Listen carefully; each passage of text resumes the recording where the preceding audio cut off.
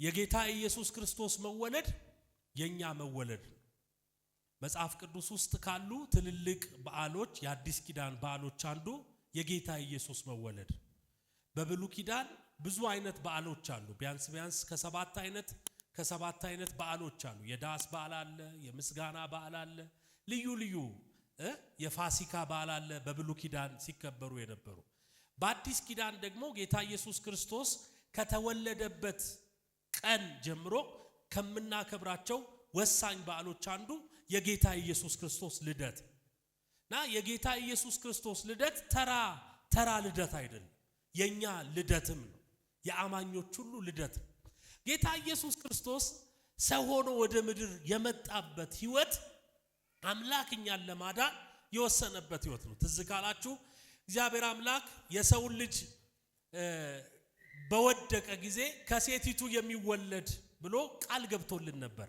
ኪዳን የተፈጸመበት ልደት። ስለዚህ ልዩ ልደት ነው። በትንቢት የተፈጸመ ልደት፣ ድንግል ጸንሳ የወለደችበት ልደት። ቅድም እንደመጣው ጥቅስ እንደቀረበው መልእክቶች ሁሉ በአጠቃላይ አምላክ ሰው የሆነበት የማይወሰነው አምላክ ፈጣሪ የሆነው አምላክ ፍጡር ውስጥ የገባበት የተወለደበት ቀንና ተራ ልደት አይደለም ይሄ ልደት። እና አንዳንድ ሰዎች እንደሚሉት ሃፒ በርዝዴይ ቱ ጂሰስ ምናምን ብለው እንደሚያቀሉት አይደለም። እኛ የተወለድንበት ልደት ባይዘው ይሄን ልደት የምታቀሉ ከሆነ የራሳችሁንም ልደት ነው የምታቀሉት። እስቲ ስንት ሰው ዳግም ተወልዷል? ስንት ሰው ከሲኦል አምልጧል? ይሄ ታሪክ የጀመረው ድንግል ጸንሳ ነው። ለዚህ ልደት፣ ለዚህ ቀን፣ ለዚህ ስርዓት እግዚአብሔር አምላክን ልናመሰግን ይገባል። አሜን ነው ወይ? ብዙ ነገር አድርጎልናል። ሰው ግን የሆነበት ቀን ልዩ ቀን ነው። እና አራት ነገሮችን ብቻ እናገራለሁ። የጌታ ኢየሱስ ክርስቶስ የልደት ጥቅም ለኛ ያደረገው የመጀመሪያው ከጨለማ ወደሚደነቅ ብርሃን ነው የተቀየረው። ትንቢተ ኢሳይያስ ምዕራፍ 9 ቁጥር 2 ላይ ቶሎ ብላችሁ ለምትጽፉ ሰዎች የምናገረው የጌታ ኢየሱስ ክርስቶስ ልደት ጥቅሙ ምንድነው ካላችሁ የመጀመሪያው ከጨለማ ወደሚደነቅ ብርሃን የተቀየረበት። ትንቢተ ኢሳይያስ ምዕራፍ 9 ቁጥር 2 እንደዚህ ይላል፣ በጨለማ የሄደ ሕዝብ ብርሃን አየ፣ በሞት ጥላ ሀገር ለኖረ ብርሃን ወጣላቸው። የትኛውም ልደት የላችሁ ልጆች ሲወለዱ ወይ ጨለማ ይዘው ነው የሚመጡት፣ ወይ ወጪ ይዘው ነው የሚመጡት፣ እስኪያድጉ ድረስ ወይ ዕዳ ይዘው ነው የሚመጡት። እና እያደጉ ሲመጡ ነው አይዞሽ ቻዩ ልጅ በረከት አለው። ልጆች እናቶች ታውቃላችሁ፣ ራሱ ከርግዝናው ጀምሮ እናቶች ብዙ ስቃይ ታያላችሁ። የጌታ ኢየሱስ ክርስቶስ ልደት ግን ጨለማን ሊገፍ ብርሃን ሊያመጣ። እስቲ አንድ ሰው ጮሆ አሜን ይበለኝስ። እስቲ ቀኝ እጆቻችሁን አንሱና የጌታዬ ልደት በሉሲ፣ ለኔ በሉሲ፣ ከጨለማ ወደ ብርሃን ተሻግሬበታለሁ። አሜን ነው ወይ? ለዚህ ነው ራሱ ጌታ ኢየሱስ ክርስቶስ ዮሐንስ ወንጌል ምዕራፍ 8 ቁጥር 12 ላይ ደግሞም ኢየሱስ እኔ የዓለም ብርሃን ነኝ፣ የሚከተለኝ የሕይወት ብርሃን ይሆንለታል እንጂ በጨለማ አይመላለስም ብሎ ተናገረ። ስለዚህ የጌታ ኢየሱስ ክርስቶስ ልደት በዚህ ምድር ላይ መጀመሪያ ያደረገው ነገር ምንድነው? ምድር በኃጢአት ምክንያት ጨለማ ነበር። ኢየሱስ ሲመጣ ጨለማ የነበረው ነገር ሁሉ በአጠቃላይ ምን ሆነ? ብርሃን ሆነ። እኔ በጣም ደስ የሚለኝ ነገር ልንገራችሁ። መብራት ሲጠፋ በጣም አዝናለሁ፣ በጣም ይደብረኛል። እና መብራት ሲመጣ ደግሞ እንደ ልጅ ነው የምደሰተው። እስቲ ደስ የሚለው መብራት እናንተ ሰፈር ጥሩ ነው ማለት ነው። እና እንዲሁም አንዳንድ ቦታ በጣም አትጩህ ይባላል። ከጮሁ ድጋሚ ያጠፉታልና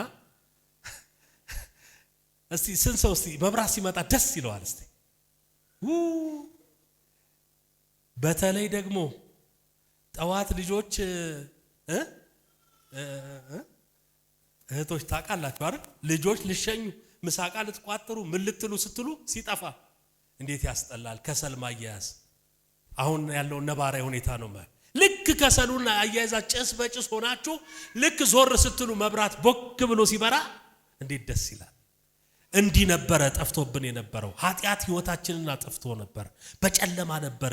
የጌታ ኢየሱስ ክርስቶስ መወለድ ግን ህይወታችንን አበራ፣ ምድራችንን አበራ፣ ተስፋችንን አመጣለን።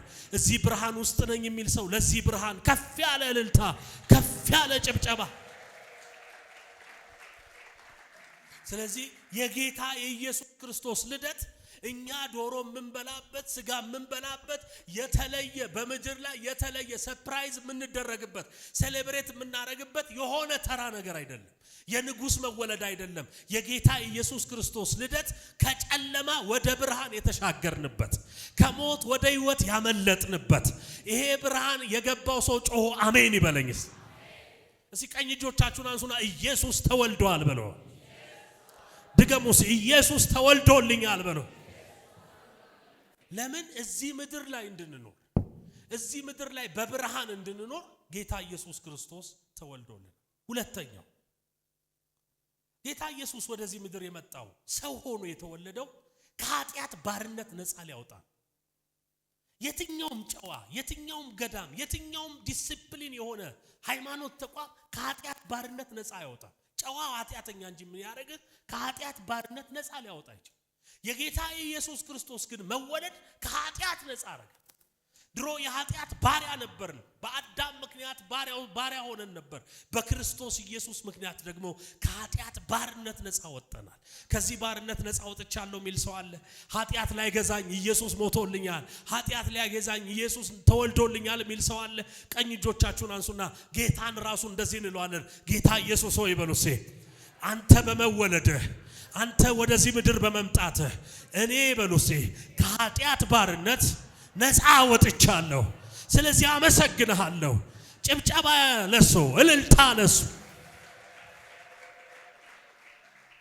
የምታጨበጭቡት ለኔ ሞራል አይደለም። እህቶቼና ወንድሞቼ ደስ ይበላችሁ። ከኃጢአት ባርነት ነው ነፃ ያወጣን። የኃጢአት ባርነት ማለት ከማንም ሊፈታ የማይችል ነው። ማንም ገንዘብ ኖሮ፣ ዕውቀት ኖሮ፣ ጉልበት ኖሮ፣ እጾታ ኖሮ፣ የትኛውንም አይነት ነገር ኖሮ የኃጢአት ባሪያ ግን የኃጢአት ባሪያ ነው።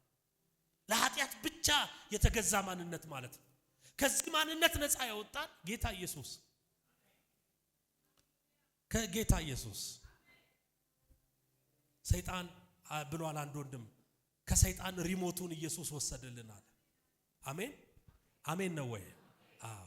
የህይወታችን ሪሞት ሰይጣን እጅ ላይ ነበር ነው ጌታ ከመወለዱ በፊት አሉ። በቃ የተወሰኑ 5 6 7 አይነት ኃጢያቶች ጠቅ ያረጋል። አንዱን ጠቅ ሲያረገው ትዘፍናል። ሌላውን ጠቅ ሲያረገው በኢየሱስ ክርስቶስ ጌታም ለነገሩ አልመጣም። በቃ እኔ ንጹህ ሆናለሁ ምናምን ብለህ ታስብ ገና የራሱ ይጀምራል። ጠቅ ያረጋል። ያንኑ ኃጢያት ታደርገዋል። ከዛ ማንነት ኢየሱስ ነፃ ወጣ። እስቲ ጮህና አሜን በሉ። በደም ቀኝ እጆቻችሁን አንሱና በጌታ መወለድ ምክንያት በሉ እኔ ኃጢአት ባሪያ አይደለሁም። አሜን አሜን ነው ወይ? አጠገባችሁ ያለው ሰው እንኳን ደስ አለ በሉት። ጌታ ኢየሱስ በመወለዱ አንተ የኃጢአት ባሪያ አይደለህም። ኃጢአት አይገዛህም። አሜን ነው ወይ? ሮሜ ምዕራፍ 5 ቁጥር 17 ላይ እንደዚህ ይላል፣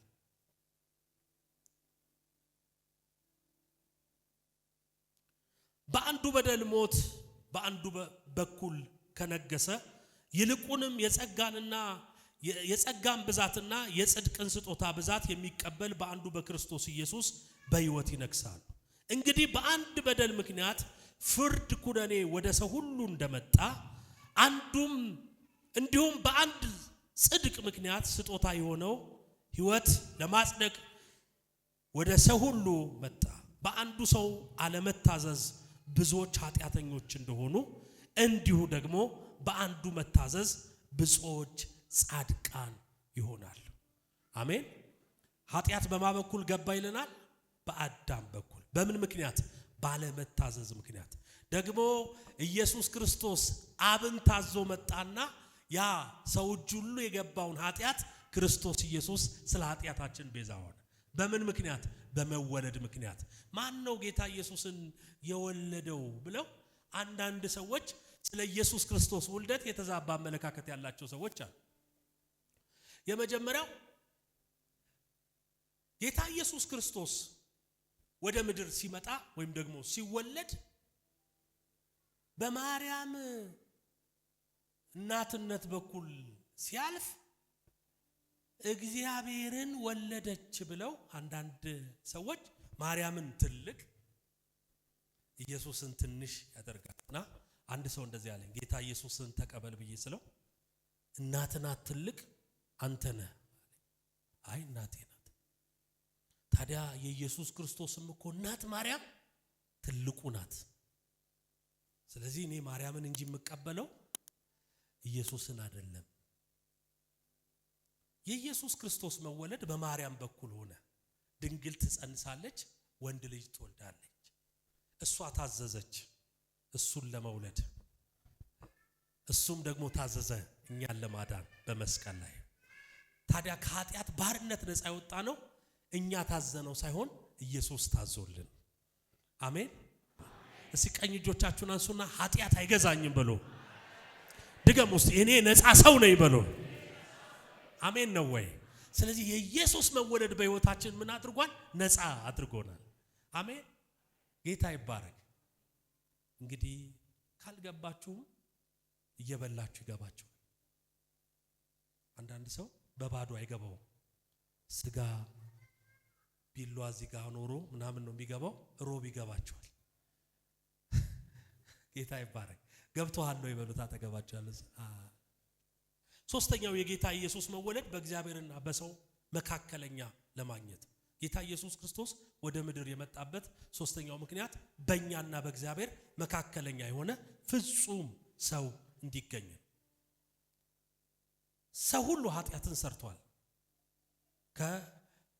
ከማንም ጀምሮ ከማንም እምላችሁ ከፍጡር በሙሉ በአጠቃላይ በእግዚአብሔር ፊት ንጹህ አይደለም ይሄንን ደግሞ ሰንሰለት ነፃ የሚያወጣው ይሄንን ሰንሰለት ደግሞ የሚሰብረው አንድ ብቻ እሱም ራሱ እግዚአብሔር ነው ስለዚህ ወልድ ታዘዘና ወደ ምድር መጣ እሱ ሲመጣ በእኛና በእግዚአብሔር መካከለኛ ሆኖ የጥልን ግድግዳ ፈረሰ ከእግዚአብሔር ጋር አስታረቀ እርሱ በእኛና በእግዚአብሔር መካከለኛ ሆኖ ሁሉ ጊዜ ስለ ኃጢአታችን ይማልድልናል አሜን ነው ወይ እስቲ ጩሁና አሜን በሉ በደም ስለዚህ የጌታ ኢየሱስ ክርስቶስ ልደት የሆነ ሕፃን ልጅ እንደተወለደ እንዳታስቡ በእግዚአብሔርና በሰው መካከለኛ የሆነ ክርስቶስ ኢየሱስ ተወልዶልናል ይሄ ያላስደሰተው አማኝ ማንም ሊያስደስተው አይችልም ብራዘር ጌታ ኢየሱስ የተወለደው እኛ እንድንበላና እንድንጠጣ አይደለም በእኛና በእግዚአብሔር መካከለኛ የሆነ ማንነት ያስፈልግ ነበር ይሄን ማንነት የደፈነው ማን ነው ጌታ ኢየሱስ ክርስቶስ ነው ለዚህ ነው ኢየሱስ ያድናል የምንለው ሰውን ሁሉ በአጠቃላይ ብትገመግሙት በራሱ ጻድቅ አልነበረም በራሱ ሙሉ አልነበረም በራሱ ፍጹም አልነበረም ነገር ግን በእግዚአብሔርና በሰው መካከለኛ የሆነ ፍጹም ሰው ቀጥሎስ ፍጹም አምላክ የሆነ ክርስቶስ ኢየሱስ ተወለደልን አንድ ሰው ሲጮህ አሜን ይበላይ ቀኝ እጆቻችሁን አንሱና ኢየሱስ ተወለደልኝ በሉስ ድገሙስ ኢየሱስ ተወለደልኝ በሉ አያችሁ በእኛና በእግዚአብሔር መካከል የጥል ግድግዳ ነበር ይሄን ግድግዳ ለማፍረስ ሰው ሆኖ መወለድ ነበረበት ይሄንን መወለድ የተወለደው ደግሞ ማንም አይደለም ኢየሱስ ይሄ እኮ ትልቅ እድል እኮ ነው ይሄ የገባው ብርሃን ይሄ የገባው አማኝ ይሄ የገባው ህይወት ይሄንን የተረዳ አማኝ ሰይጣን ያስቆመውም